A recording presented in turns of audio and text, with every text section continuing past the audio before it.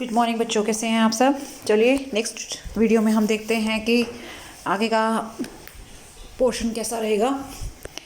अब हम बात करेंगे रिटन डाउन वैल्यू की, कि रिटन डाउन वैल्यू हम कैसे निकालेंगे। जैसे कि आपको पता ही है कि हम लोग एक्चुअल कॉस्ट देखेंगे और उसके बाद हम हर साल का, अगर 180 दिन से ऊपर का समय है हमारे पास एसेट का, तो हम फुल रेट से इसका डेप्रिसिएशन चार्ज करके रिटन डाउन वैल्यू निकालेंगे। और अगर 180 डेज से ज़्यादा टाइम आपने एसेट यूज़ किया है अपने बिजनेस में, तो आपको फुल रेट पर डेप्रिसिएशन चार्ज करने का राइट मिल जाएगा। कुछ बातें हैं जो और हमें ध्यान में रखनी है। जैसे अच्छा, मान लीजिए अगर आपने वो एसेट प्रीवियस ईयर में ही ख़रीदी है, तो टाइम दिखिएगा कि अगर आपने प्रीवियस ईयर में मान लीजिए दिसंबर में ख़रीदी है, तो 6 महीने से कम टाइम हो गया, तो आपको आधे रेट का डेप्रिसिएशन चार्ज करना होगा, राइट। और अगर आपने प्रीवियस ईयर से पहले ख़रीदी है, राइट, तो फिर आप जिस टाइम पर आपने उस एसेट को बाई किया होगा तब से लेकर 1 अप्रैल 19 तक का आप उस पर डेप्रिसिएशन चार्ज करके और 1 अप्रैल 19 को देखेंगे कि रिटन डाउन वैल्यू क्या है, और फिर इस साल का आप डेप्रिसिएशन फिर लगाएंगे उस पर, ठीक है। ये हम एक क्वेश्चन में ही समझ लेंगे। डेप्रिसिएशन जो लगाना है आपको, वो पूरे ब्लॉक पे लगाना है। ये नहीं है कि आप एक एक अलग अलग एसेट पे लगाएंगे। और ब्लॉक ऑफ एसेट्स के लिए आपको बता दिया था कि जो सेम रेट पर एसेट्स का चार्ज होता है, जैसे अगर 15% रेट पर कई एसेट्स आ रही हैं, तो आपको उन सारी एसेट्स को कंबाइन कर लेना है और उसके ऊपर इकट्ठा ही डेप्रिसिएशन लगाना है। ये नहीं है कि आप एक एक एसेट को अलग अलग डेप्रिसिएशन लगा कर देख रहे हैं, ऐसा नहीं होगा, ठीक है।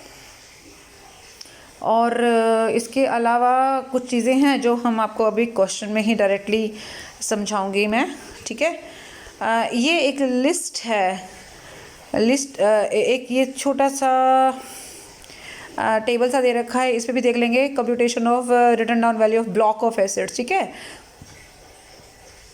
तो अब जैसे आपका जो भी प्रीवियस ईयर है, मान लीजिए हमारा प्रीवियस ईयर है 1920, तो 1 अप्रैल 1920 को हमारे पास एसेट्स की रिटर्न डाउन वैल्यू क्या है। देखिए, रिटर्न डाउन वैल्यू उसी एसेट की आएगी जो एसेट प्रीवियस ईयर से पहले की परचेज़ की होगी। जो एसेट आपने प्रीवियस ईयर में ही परचेज़ किया है, वहाँ पर रिटर्न डाउन वैल्यू नहीं लिखोगे, वहाँ लिखोगे एक्चुअल कॉस्ट ऑफ एसेट, ठीक है। रिटर्न डाउन वैल्यू तभी लिखोगे आप अगर वो एसेट प्रीवियस ईयर से पहले की आपने खरीद रखी होगी, क्योंकि पिछला डेप्रिसिएशन चार्ज करने के बाद आपके पास रिटर्न डाउन वैल्यू आएगी, राइट। तो return down value of block of assets on first day of previous year, right. और उसके बाद अगर आपने इस साल जो भी एसेट्स बाय की हैं वो आप ऐड कर देना, और जो भी एसेट्स आप बेचोगे, यह बात ध्यान में रखना, आपको पहले ही क्लियर किया था, एसेट को पर डेप्रिसिएशन चार्ज करने का राइट आपको तभी मिलेगा अगर आपके पास साल में, यानी जिस प्रीवियस ईयर की आप बात कर रहे हो उस प्रीवियस ईयर में वो एसेट आपके पास आपकी होनी चाहिए।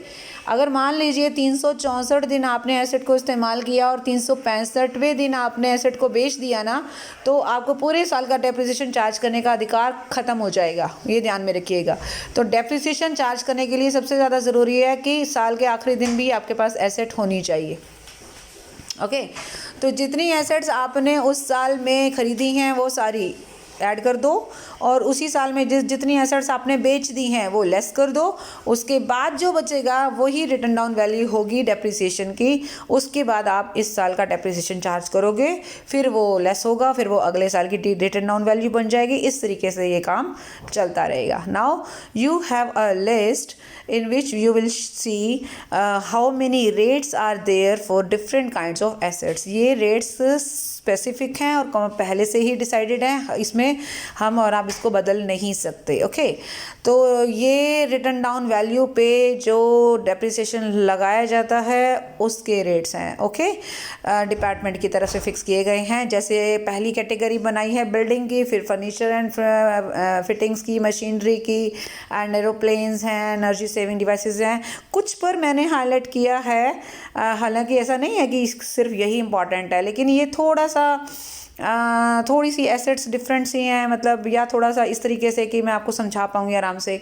जैसे पहली कैटेगरी में बिल्डिंग है, बिल्डिंग के अंदर कई तरह की बिल्डिंग है, 4 टाइप की बिल्डिंग है। जैसे पहली बिल्डिंग है जो सिर्फ और सिर्फ रेजिडेंशियल पर्पस के लिए इस्तेमाल करते हैं, ठीक है। अब रेजिडेंशियल पर्पस का मतलब क्या हुआ, आप तो बिज़नेस कर रहे हैं और बिल्डिंग का इस्तेमाल बिज़नेस में रेजिडेंशियल पर्पस के लिए कैसे होगा, आप अपने एम्प्लॉयज़ को क्वार्टर दे देते हैं और वो वहाँ रहते हैं, तो वो हो गया रेजिडेंशियल पर्पस। ठीक है। और उसके बाद जो है ये बिल्डिंग होटल या बोर्डिंग हाउस की तरह इस्तेमाल नहीं होनी चाहिए, तो इसके ऊपर रेट है 5% का। ओके। इसके अलावा फिर नंबर 2 पे जो बिल्डिंग आ रही है वो बिल्डिंग है जो नंबर 1 पे नहीं है और नंबर 3 पे नहीं है, तो इसका मतलब मुझे 2 के लिए 1 और 3 क्लियर करना पड़ेगा। 1 आपका क्लियर हो चुका है। 3 में जो बिल्डिंग है वो वाटर सप्लाई प्रोजेक्ट और वाटर ट्रीटमेंट सिस्टम से में इस्तेमाल होनी चाहिए, इस तरीके का कोई सीन होगा, तो उसके लिए है 40% का रेट। और जो फर्स्ट और थर्ड दोनों में नहीं आती, वो आती है सेकंड में और उस पर है 10% का रेट। और लास्ट में जो 4th नंबर पे आ रहा है that is purely temporary erection such as wooden structure. कई बार आप देखते हैं कि कुछ ऐसे टेम्परेरी से स्ट्रक्चर बने होते हैं जो इस्तेमाल होते हैं बिजनेस में, मतलब परमानेंट टाइप का स्ट्रक्चर नहीं है, जैसे सीमेंट कंक्रीट वगैरह से जो बनाई जाती है बिल्डिंग्स, वो नहीं है, लकड़ी का कुछ स्ट्रक्चर बना दिया है जो बिजनेस में इस्तेमाल हो रहा है, उस पर भी 40% है। ठीक है। इस तरीके से इसको आपको याद करना होगा। हालांकि ज़्यादातर क्वेश्चंस में रेट्स दिए हुए होते हैं, पर 1-8% अगर नहीं आया तो थोड़ा सा दिक्कत आ सकती है, इसलिए जो मेजर चीज़ें हैं उसका आप रेट ऑफ डेप्रिसिएशन ज़रूर लर्न कर लीजिएगा। फर्नीचर की जहाँ तक बात है तो फर्नीचर कोई भी टाइप का हो उस पर 10% है। ठीक है। मशीनरी की बात करेंगे, मशीनरी पर एक जनरल रेट है, एक स्पेशल रेट है। और जनरल रेट जो हमारा रहेगा, नॉर्मली हमारे पास ऐसी मशीनरी आती है तो उस पर 15% है। आप जनरल रेट याद कर लो, थोड़ा सा ये भी होगा कि इजी हो जाएगा। ठीक है। स्पेशल रेट्स में हमारे पास रेट है 30% का और एक है हमारे पास 45% का, तो ये जो थोड़ा सा ना चीज़ें आपको ध्यान देनी होंगी, लेकिन जब आप बार बार क्वेश्चंस करेंगे तो कुछ चीज़ें आपको बहुत अच्छे से क्लियर हो जाएंगी। आप अभी के लिए सिर्फ इतना ये कर लीजिए कि जैसे मशीनरी है तो 15% है, मेजर फर्नीचर है 10% है, बिल्डिंग में आपने देखा 5 से लेकर 40% तक है।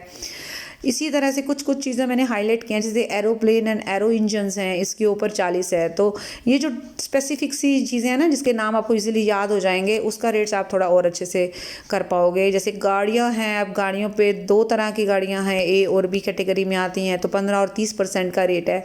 एनर्जी सेविंग डिवाइसेस हैं जो एनर्जी सेव करते हैं, उस पर 40% का रेट है। मशीनरी ऐसी जो एनवायरनमेंट प्रोटेक्शन से रिलेटेड है, उस पर भी 40% है।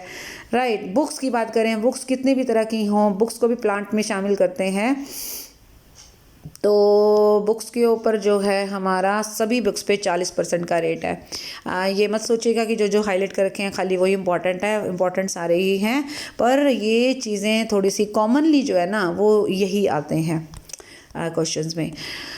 ओके जी, इस तरीके से आपको ये लिस्ट ध्यान में रखनी है। राइट। इस लिस्ट को मुझे बार बार बताने की ज़रूरत नहीं है, ये आपका खुद का एक रहेगा काम कि आप इसको मोटा सा कैसे याद कर सकते हैं। जैसे कंप्यूटर्स की बात करें, कंप्यूटर पे हमारा 40% है। आपकी लाइफ सेविंग मेडिकल इक्विपमेंट है उसके ऊपर 40 है, मैक्सिमम मैंने देखा है 40 ही है। ठीक है। और ये हमारा जो शिप्स हैं, सभी तरह के शिप्स पर 20% है। तो अगर तीनों कैटेगरी ना याद नहीं भी है तो भी कोई दिक्कत नहीं है, क्योंकि वो 20% ही है। जितनी भी इंटेंजिबल एसेट्स हैं उसके ऊपर हमारा 25% है। ठीक है। तो इस तरीके से आप थोड़ा सा अच्छे से याद कर सकते हैं। ओके। अब आ रहा है स्ट्रेट लाइन मेथड से डेप्रिसिएशन। ये जो ऊपर वाले थे ना, ये रिटर्न डाउन वैल्यू की बात कर रहे हैं। जो स्ट्रेट लाइन मेथड है, स्ट्रेट लाइन मेथड आपको मैंने पहले बता दिया था कि ये उन अंडरटेकिंग्स पे लागू होता है जो अंडरटेकिंग जनरेशन ऑफ पावर का काम कर रही हैं और डिस्ट्रीब्यूशन ऑफ पावर का काम कर रही हैं, और उनके पास भी ऑप्शन होता है कि वो चाहें तो स्ट्रेट लाइन मेथड या चाहें तो रिटर्न डाउन वैल्यू मेथड अपना सकती हैं। ओके। और उसके अलावा फिर ये भी है, एक डेट दे रखी है 1 अप्रैल 1997। तो अगर ये ऐसी एसेट्स खरीदती हैं, कोई भी एसेट खरीदती हैं, लेकिन 1/4/1997 के बाद खरीदती हैं तो ये ऑप्शन ले सकते हैं, अदरवाइज़ नहीं ले सकती। पहले वाली जो एसेट्स होंगी ना उसके ऊपर तो स्ट्रेट लाइन ही लागू होगा। उसके बाद अगर ये ऑप्शन इस्तेमाल करना चाहती हैं रिटर्न डाउन वैल्यू वाला, ठीक है। तो इनको ये ऑप्शन इस्तेमाल करने का अधिकार तभी होगा जब ये अपनी इनकम टैक्स की जो रिटर्न होती है, जो हर साल हम भरते हैं, उसको भरने से पहले ही ये ऑप्शन चूज़ करना होगा। उससे बाद में ये ऑप्शन चूज़ करने का अधिकार ख़त्म हो जाएगा उनका। और अगर उन्होंने ये ऑप्शन एक बार इस्तेमाल कर लिया तो आगे आने वाले सभी असेसमेंट ईयर्स में उनको यही ऑप्शन चूज़ करना होगा, रिटर्न ऑन वैल्यू वाला, राइट। और उसके बाद फिर आ रहा है जो मेजर चीज़ें हैं, ये चीज़ मैं आपको इलस्ट्रेशन के तौर पे ही बताऊंगी। फिर फ़िलहाल मुझे नहीं लगता कि इस चीज़ को मैं ऐसे अच्छे से समझा पाऊंगी। मैं थोड़ा सा एग्जांपल दे देती हूँ इसको, बल्कि हम आगे एक छोटा सा एग्जांपल है, इससे कर लेते हैं। इलस्ट्रेशन नंबर 3 पे आ जाते हैं, यहीं से आइडिया हो जाएगा। Following are the assets of Mister A as on 1 April 19। A की 1 अप्रैल 2019 पर एसेट्स इस तरह से हैं। डेप्रिसिएशन का रेट आपको 15% दे रखा है। ज़रूर ये प्लांट रहा होगा, प्लांट पे ही ज़्यादातर इतना डेप्रिसिएशन होता है। मशीनरी है हमारी, वो प्लांट है मशीनरी, उसकी रिटर्न डाउन वैल्यू 1 अप्रैल 2019 में 3 लाख की है, राइट। अब ही परचेज ए कार भी प्लांट में आती है। उसने 2 लाख की कार खरीदी 1 अगस्त 2019 को, ठीक है। देखिए 1 अप्रैल 2019 पे रिटर्न डाउन वैल्यू 3 लाख दे रखी है। अब सबसे पहले मेरा काम होगा कि जितनी चीज़ें खरीदी हैं इस ब्लॉक में वो ऐड करूं और जितनी चीज़ें बेची हैं वो मैं माइनस करूं। तो मैंने एक कार खरीदी है 2 लाख की 1 अगस्त को, तो 2 लाख मैं ऐड कर दूं, 3 लाख प्लस 2 लाख 5 लाख हो गया। आपको लिखना क्या है पहले ये ध्यान दीजिए, computation of depreciation for the assessment year 2021, right. तो ब्लॉक वन आपका है मशीनरी वाला, जिसमें आपने देखा कि return down value of machinery on 1/4/19 जो आपको दे रखा है दैट इज़ 3 लाख। उसके बाद कह रहा है कार परचेज्ड ऑन 1/8/2019, ये मैं ऐड कर दूंगी 2 लाख 5 लाख हो गया। अब मान लीजिए कोई चीज़ इसमें से मैं फिर सेम ईयर में बेच भी दूं, सेम ईयर में, तो मैं माइनस भी कर दूंगी वो चीज़। अभी तो मैंने ऐड किया है ना, अगर कोई परचेज करोगे तो ऐड करोगे और अगर कोई आप बेचोगे तो आप माइनस करोगे, राइट। वो माइनस करने के बाद जो बचेगा वो आपका रिटर्न ऑन वैल्यू होगा, जो भी चीज़ बच जाएगी। मान लीजिए सारी एसेट्स आपने नहीं बेची, आपके पास मशीनरी पहले थी, गाड़ी आपने खरीद ली, मान लीजिए अब मशीनरी फिर से बेच देते हो, मान लीजिए मशीनरी बेच देते हो, तो क्या बच जाएगा, return down value of car बच जाएगी, है कि नहीं। लेकिन अभी फ़िलहाल इसने कुछ नहीं बेचा है, तो इसने 2 चीज़ें, एक थी इसके पास पहले से, एक इसने बाई कर ली है, 5 लाख इसका रेट हो गया है। अब आप डेप्रिसिएशन चार्ज करेंगे इस साल का 2021, या आप ले सकते हो असेसमेंट ईयर 2021 या प्रीवियस ईयर 1920, एक ही बात है। और रेट है 15%। अब आप क्या सारा 15% से लगा सकते हो, ये ध्यान में रखना कि मशीनरी तो पहले की है, कोई टेंशन नहीं है, 12 महीने रही है। लेकिन गाड़ी आपने कब खरीदी है, 1 अगस्त को। अगर मान लीजिए 1 दिसंबर को खरीदी होती ना, तो मैं यहाँ 15 की बजाय 7.5% लगाती, यानी इस 5 लाख के ऊपर मैं 7.5% लगाती, राइट। 5 लाख पे नहीं, सॉरी 3 लाख पे मैं लगाती पूरा 15% और 2 लाख पे लगाती मैं 7.5%। लेकिन अभी कोई टेंशन नहीं है क्योंकि 3 लाख पर तो 12 है ही है, 12 महीने का। लेकिन 12 महीने का क्या मतलब, 3 लाख तो मेरा रहेगा, एक सेकेंड, हाँ 3 लाख तो मेरे पास है ही है, पूरे रेट से लगेगा। 2 लाख रुपए के ऊपर 7.5% तब लगता अगर मैं एसेट 180 दिन से कम इस्तेमाल करती, लेकिन मैंने 1 अगस्त को ही खरीद ली, इसलिए इस पर भी पूरे रेट से डेप्रिसिएशन लग जाएगा। यानी कि 5 लाख पर 15% से लगाकर 4,25,000 मेरा रिटर्न डाउन वैल्यू ऑन 1 अप्रैल 2020 आया। ओके, तो ये चीज़ हो गई है। अगला जो टॉपिक है दैट इज़ अनएब्जॉर्ब्ड डेप्रिसिएशन। अब ये अनएब्जॉर्ब्ड डेप्रिसिएशन क्या चीज़ है, देखिए कई बार क्या होता है कि हमारे पास बिजनेस में इतने प्रॉफिट्स नहीं होते कि हम अपना डेप्रिसिएशन का खर्चा निकाल पाएँ, ठीक है। तो जो खर्चा नहीं निकाल पाते उसको हम कहते हैं अनएब्जॉर्ब्ड डेप्रिसिएशन। अब अनएब्जॉर्ब्ड डेप्रिसिएशन का एक अधिकार ये होता है कि सबसे पहले तो ये किसी दूसरे बिजनेस में से माइनस कर सकते हो। जैसे मान लीजिए आपके पास कपड़े का बिजनेस है और आपका चीनी का भी बिजनेस है, तो चीनी के व्यापार में इतनी इनकम नहीं हुई कि उसका डेप्रिसिएशन आप चार्ज कर पाते, तो वो बिजनेस उसमें डेप्रिसिएशन थोड़ा बच गया, तो उसके लिए आपने फिर कपड़े के बिजनेस में से एडजस्टमेंट की। मान लीजिए कपड़े के बिज़नेस में भी नहीं कर पाए तो फिर आप देखोगे किसी और हेड में अदर सोर्सेज है, या फिर हाउस प्रॉपर्टी है, या फिर हमारे पास कैपिटल गेन है। सैलरी से तो आप कर ही नहीं सकते इसको एडजस्ट, सेट ऑफ के चैप्टर में आप ये पढ़ चुके हैं। तो हम क्या करेंगे फिर, हम इसको बाकी के 4 हेड्स में, यानी सैलरी को छोड़कर 4 हेड्स में इसको एडजस्ट करने की कोशिश करेंगे। अगर वहाँ पे भी एडजस्ट नहीं होता फिर मैं इसको क्या करूँगी, अगले ईयर में लेके जाऊँगी और अगले साल फिर बिजनेस हेड में ले जाऊँगी, बिजनेस हेड में से देखूंगी, नहीं तो फिर अदर हेड में देखूंगी, नहीं तो फिर और अगले साल ले जाऊंगी। तो इस तरीके से ये डेप्रिसिएशन तब तक चलता रहेगा जब तक ये पूरी तरह से चार्ज नहीं हो जाता, यानी एडजस्ट नहीं हो जाता। ठीक, तो ये इसका प्रोसीजर है अनएब्सॉर्ब डेप्रिसिएशन। वो डेप्रिसिएशन जो करंट ईयर में आपका पूरी तरह से माइनस नहीं हो पाता करंट ईयर के बिजनेस प्रॉफिट में से, तो इसको हम तब तक आगे ले जाते हैं जब तक ये एडजस्ट नहीं हो जाता। इसलिए इस डेप्रिसिएशन को हम अनएब्सॉर्ब्ड डेप्रिसिएशन कहते हैं। ठीक है, ये सारे पैराग्राफ में जो बातें मैंने आपको बताई वही लिखी गई हैं। अब इसका थोड़ा सा ये है सीक्वेंस देख लेना। जैसे मान लीजिए इस साल का मेरा बिजनेस प्रॉफिट आया है डेप्रिसिएशन चार्ज करने से पहले कितना भी, ठीक है। सबसे पहले अधिकार होगा डेप्रिसिएशन का, डेप्रिसिएशन माइनस करो, ओके। और उसके बाद ये है करंट ईयर का, ये ध्यान में रखना। सबसे पहले इस साल के डेप्रिसिएशन को जगह मिलेगी, नंबर 1 पे ये जाएगा। नंबर 2 पे जाएगा, अगर मान लीजिए पिछले साल कोई बिजनेस लॉस भी हुआ है तो वो बिजनेस लॉस आगे कैरी फॉरवर्ड कर सकते हो ना आप 8 साल तक, तो इस साल उस बिजनेस लॉस को भी ले आना। उसके बाद अगर वो भी एडजस्ट हो गया फिर अनएब्जॉर्ब डेप्रिसिएशन की बारी आएगी। तीसरे नंबर पे अनएब्जॉर्ब डेप्रिसिएशन होता है, ठीक है।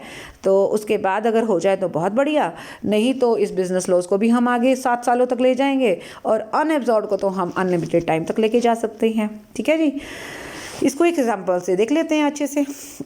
Mister A's particulars of income for the previous year 1819 and 1920 are as under. आपके पास 2 ईयर हैं मिस्टर ए के, 1819 और 1920, और आपको दे रखा है business profits, losses, current appreciation, taxable income from house property. आपको टोटल इनकम निकालनी है मिस्टर ए की दोनों सालों की, ठीक है, दोनों ईयर्स की। तो 2018-20 में आऊँ सबसे पहले, ये 35,000 मेरा क्या है बेटा, ये है मेरा करंट ईयर का बिजनेस का लॉस। माइनस है तो लॉस है, प्लस है तो प्रॉफिट है। 35,000 का लॉस आ गया, इसको कैरी फॉरवर्ड करूँगी 8 साल तक। 25,000 क्या है, 25,000 है मेरा करंट एप्रिसिएशन। 18-19 का करंट एप्रिसिएशन है। अब वो आगे, अब वो सबसे पहले उसको मैं कहाँ पे जगह दूँ, अदर हेड्स से। अदर हेड्स कहाँ है, हाउस प्रॉपर्टी है। ये 10,000 का हाउस प्रॉपर्टी है, तो हाउस प्रॉपर्टी वाला कहेगा कि 10,000 आप मेरे से एडजस्ट कर लो और अपना लॉस कम करो। तो 25 को नहीं अभी जगह देनी, अभी आपने 35 को नंबर लगाना है। करंट ईयर का बिजनेस लॉस सबसे पहले करंट ईयर के ही बिजनेस प्रॉफिट से एडजस्ट होता है, फिर किसी और हेड से एडजस्ट होता है, फिर वो अगले 8 सालों तक जाता है, ठीक है ना। तो पहले इस 35,000 में से 10,000 हम यहाँ एडजस्ट कर लेंगे हमारे हाउस प्रॉपर्टी में। अब क्या बचा, 35,000 का 25 रह गया, 25 का तो 25 था ही, और 10,000 हो गया नील। तो अब बताइए 18-19 में उसकी क्या स्टेटस रहा है। स्टेटस ये है कि डेप्रिसिएशन जो है 25,000 अनअब्जॉर्ब्ड, और 25,000 का बिजनेस लॉस, और हाउस प्रॉपर्टी की इनकम नील। आप चेक कर सकते हैं, यहाँ आइए देखिए 18-19 है हमारा, यानी 19-20 असेसमेंट ईयर। हमारी इनकम फ्रॉम हाउस प्रॉपर्टी 10,000 थी, और सबसे पहले बिजनेस लॉस को हमने एडजस्ट किया, कितना, 10,000। हमारी इनकम रह गई 0। और अब हम ये क्या क्या करेंगे, बिजनेस लॉस मेरा 25,000 कहाँ तक जाएगा, आगे अगले सालों में जाएगा। और अनएब्जॉर्ब डेप्रिसिएशन जो है 25,000 का, वो भी अगले साल में जाएगा, ठीक है। अब आ जाओ कंप्यूटेशन ऑफ टोटल इनकम 2021 पे, वापस आ जाइए। अब हम यहाँ थे 1920 में, थोड़े से हालात सुधरे, 50,000 का मेरा प्रॉफिट आ गया। तो 50,000 के प्रॉफिट में से सबसे पहले उसी साल का डेप्रिसिएशन माइनस करूं, पहला नंबर इसका लगाऊं। 50 में से 30 गए 20, अब 20 तो रह गए बिजनेस प्रॉफिट के, और 30,000 हाउस प्रॉपर्टी के हैं, चेक कर सकते हैं आप, ठीक है। 20,000 इसके रह गए, 30,000 हाउस प्रॉपर्टी के। इसमें से क्या क्या प्रॉब्लम थी, इसमें से 25,000 तो लॉस के गए थे, तो इस 25,000 के लॉस को इस 20,000 के लॉस में से ले लूँ। आइए यहाँ पे दिख रहा है आपको, 25,000 का तो बिजनेस लॉस है, 25,000 का अनएब्जॉर्ब डेप्रिसिएशन है। इस साल 50,000 का मेरा हाउस उसकी इनकम हुई थी बिजनेस की, 30,000 डेप्रिसिएशन लेस किया, 20,000 मेरी इनकम रह गई। पिछले साल का 25,000 का लॉस, सबसे पहले नंबर 25,000 के लॉस की लगाऊं, लेकिन सारा लॉस नहीं हो पाएगा क्योंकि 20 ही है तो नील हो गई। अब इस साल की 30,000 की हाउस प्रॉपर्टी की इनकम भी है, तो 30,000 की हाउस प्रॉपर्टी में से मैं पिछले सालों का अनएब्जॉर्ब डेप्रिसिएशन 25,000 माइनस करूँ, 5,000 रह गया। तो इस साल का स्टेटस क्या है, 5,000 पे हाउस प्रॉपर्टी की इनकम, बिजनेस की इनकम हमारी नील हो जाएगी। इस तरीके से आपने क्या करना है, सबको उनकी जगह देनी है और इस तरीके से लेस करना। ठीक है जी। तो इस वीडियो में हमने देखा कि अनएब्जॉर्ब डेप्रिसिएशन क्या होता है और उसके अलावा ये जो है क्या नाम है, रिटर्न ऑन वैल्यू मेथड वगैरह क्या सीन रहेगा वो देख लिया, और स्ट्रेट लाइन मेथड भी हमने देख लिया। ठीक है, तो that's all for this video. Next video में हम बाकी का पोर्शन करेंगे। Bye bye, take care.